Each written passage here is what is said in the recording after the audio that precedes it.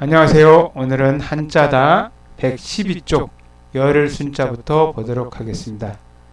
갑굴문에 처음에 보면 이와 같이 뭐가 돌고 있는 모양을 그렸고 후에 해가 첨가가 되고, 금문에 보면 뒤늦게 있는 금문에 보면 이와 같이 선이 두 개가 있는 모양을 볼 수 있는데, 이와 같이 한자에 선이 두 개가 있거나 점이 두 개가 있는 것은 같다, 고르다, 나란하다라는 뜻을 지니게 되는 글자입니다.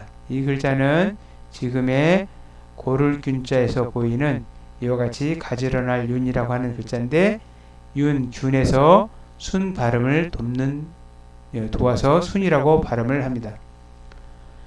열을 순자는 처음에는 뭔가 돌고 있는 모양만 표시를 했는데, 해가 들어가면서 여기서 보면 해를 감싸고 도는 모양으로 하늘의 기운을 나눈 십간인 갑에서 개까지 열을 해서 열흘이나 10년을 뜻할 때 순을 사용합니다. 땅의 기운을 나눈 건 12지지가 있습니다. 해의 기운을 나눈 천간에서 열흘이 되어서 순이라고 합니다. 순, 따라 죽을 순. 따라 죽을 순자는 이와 같이 죽을사가 들어가 있고, 옛날에 왕이 죽거나 지도자가 죽으면 열흘 안에 따라 죽을 사람을 정했기 때문에 따라 죽을 순. 참으로 순, 열흘 만에 말라버리는 웅덩이였지만 지금 참으로 순, 옥 이름 순, 풀 이름 순, 죽순순. 위에 풀주자하고 대죽자가 있는 것을 조심해야 됩니다. 물을 순, 문희현 등의 글자 등에 쓰이는 글자가 열흘 순자입니다. 다음에 구자를 살펴보도록 하겠습니다. 글귀구라고 하는데, 갑굴문 금문에 보면 무언가 가운데 물건이 있고 우아래로 이렇게 이어진 모양입니다. 그래서 설문의 자를 설명하는 모양을 보면 굽었다는 뜻이다 라고만 설명이 되어 있습니다. 그래서 무엇가 굽어 있는 걸로 어떤 물건을 드는 모양처럼 보이기도 하는데, 지금은 글귀라는 뜻으로 쓰이는데, 두 개의 갈고리를 둥근 고리에 걸어둔 모습이나 어떤 물건의 덩굴이 엉긴 모양에서 구라고 합니다. 지금은 말을 이어가다 말이 끊어진, 굽어진 곳을 뜻해서 글귀라는 뜻에서 구라고 쓰이는 글자입니다. 참고로 이와 같이 밑에 사사로 사자가 들어있는 굽을 구자도 지금의 이 구자와 같이 쓰이는 글자입니다. 구자가 들어가는 글자는 음이 변하지를 않는데, 글귀구, 잡을구처럼 원래 글귀구자는 본래 굽다라는 뜻이 있기 때문에 손을 굽혀서 잡는다. 개구, 강아지구, 조그만한 안아줄 만한 조그만한 품 안에 들어오는 개, 강아지에서 개구. 진실로구, 구기자구, 굽어진 곳에 열매가 걸리는 구기자구, 갈고리구, 망아지구, 늙을 구자 등이 있습니다. 늙어서 허리가 고부러진 늙은이, 늙을 구자가 있습니다.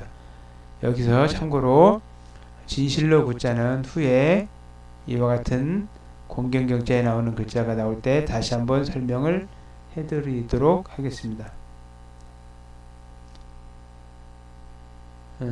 우리가 부수에서 칠복, 다스리를 복자가 많이 나오는데, 이와 같이 어떤 도구를 들고 손으로 들고 있는 모양인데, 후에는 가지, 나뭇가지를 손으로 들고 있는 모양도 이와 같이 와서 이 복자는 변형해서 이와 같이 쓰는데, 치다, 칠복, 다스릴 복이라고 하는데, 이 복자가 들어가는 글자는 좋게, 잘 다스리다라는 의미로 교육적으로 뭔가를 다스리고 교육적으로 이끌 때 쓰이는 글자가 복자입니다. 아프게, 정말 아프게 처벌을 하기 위해서 때린다라는 뜻이 아니라 잘 다스려서 교육시킨다라는 뜻으로 쓰일 때 들어가는 글자가 복자입니다. 다음 경자를 보도록 하겠습니다. 아까 본 것처럼 이와 같이 풀조자가 들어간 글자는 우리가 진실로 구자라고 했는데, 사람들이 이 구자하고 위에가 양뿔 모양이 있는 이 구자하고 풀조자 모양을 구분을 못해서 이것도 진실로 구라고 하지만, 이거는 원래 경계할 극자라고 보아야 됩니다. 사람이 머리에다가 무언가를 치장한 사람이 공손히 앉아있는 모양을 보고 만드는 글자가 경계할 극입니다. 스스로 급히 조심토록 한다라는 뜻이다라고 설명을 하는데 일부 학자는 개가 머리를 들고 조심히 앉아있다라고 설명하기도 하는 글자이긴 하지만 개하고는 전혀 관계가 없는 글자가 경계할 극이라고 보시면 되겠습니다. 경계할 극자는 후에 양풀 개자가 전부 풀조차처럼 변하고 후에 칠복자를 더해서 공경하다, 공경스럽게 앉아있다, 조심스럽게 공경스럽게 앉도록 잘 다스리다라는 뜻에서 공경경자가 쓰입니다. 공경경자는 경자를 만나는 글자는 음이 변하지 않고 다 경이라고 발음을 하는데 사람 인자를 집어넣어서 사람이 경계하다, 공경하다, 깨우칠 경, 공경스럽게 말을 해서 깨우쳐주다, 놀랄 경, 손이 들어서 들 경, 도지개경 등에 쓰입니다. 참고로 도지개는 휘어진 화살을 바로잡는 화살 틀을 도지개라고 합니다. 다음에는 사자를 살펴보도록 하겠습니다.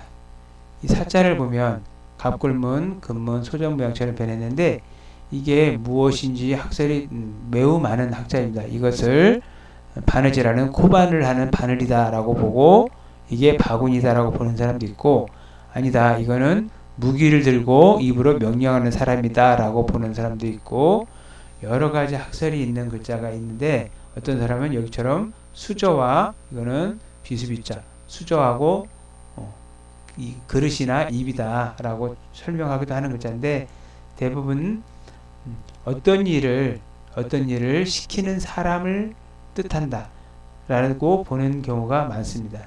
학설이 매우 많은 글자이기도 합니다. 설문에서는 밖에서 일을 하는 관리다라고 해서 이렇게 어떤 무기를 들고 입으로 명령하여서 일을 시킨다, 일을 맡긴다, 맡겨주는 사람이라고 보는 사람이 있고 아니다, 일을 맡겨진 사람이다라고 보는 사람도 있습니다. 아무튼 관리가 어떤 일을 맡은 것을 사라고 하는 글자입니다. 맡을사. 그래서 음식을 담당한 사람이거나 무기를 들고 명령에 따라서 일을 맡은 관리다 해서 맞다라고 보는 학설이 대부분 주장을 하는 학설들입니다.